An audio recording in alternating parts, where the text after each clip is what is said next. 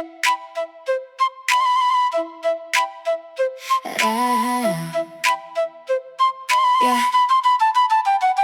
Sa panaglakaw sa adlaw ug sa kagabhion, ang duha ka bata nangita sa husto nga dalan.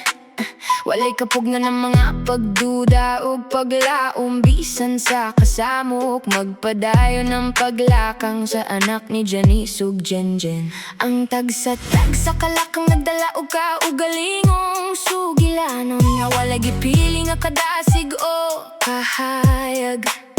Apan sa pagsugod sa bag-ong adlaw, ang paglaom hinay-hinay nga mulungtad, gikan sa kaduloy ug pardo. Kahlel ug Louise, mga bago lang nagpatuli, grabing kahila, galanog-lanog sa klinik ni doktora. Bahala gakiyang-kiyang basta nahimo na gyud nga usa ka lalaki mag-uban sa husto ug sa sayop nga agianan. Ang kinabuhi usa ka dalan nga sugilanon, bahala sakit gamay kamatis sa panaghubag sa itlog. Go lang nang go para sa pagkalalaki.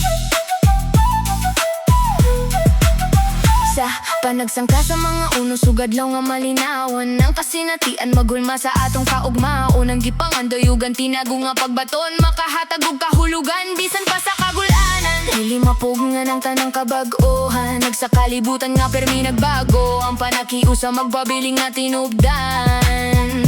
Sa duha ka magamigo nga si Kahlel ug Louise, padayon ang pagpasupasu sa kalibutan nga usa na kalalaki. Kahlel ug Louise, mga bago lang nagpatuli, grabing kahila, galanog-lanog sa klinik ni doktora.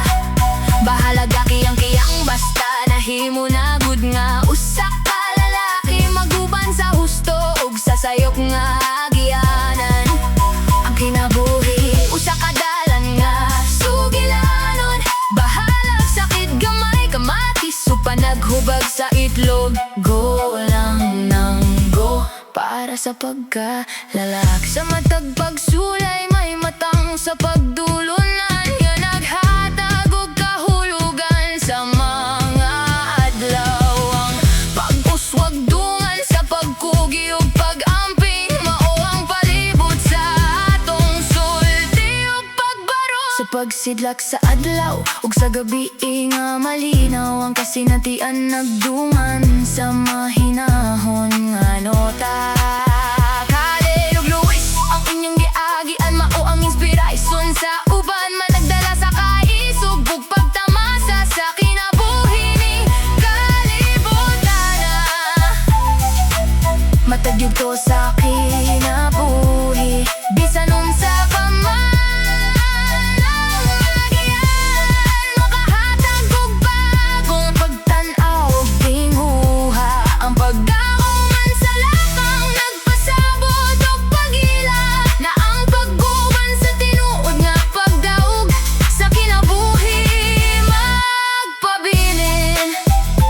Kahlel ug Louise, mga bagong tuli na, mga anak ni Janice ug Jenjen. Mabuhay and good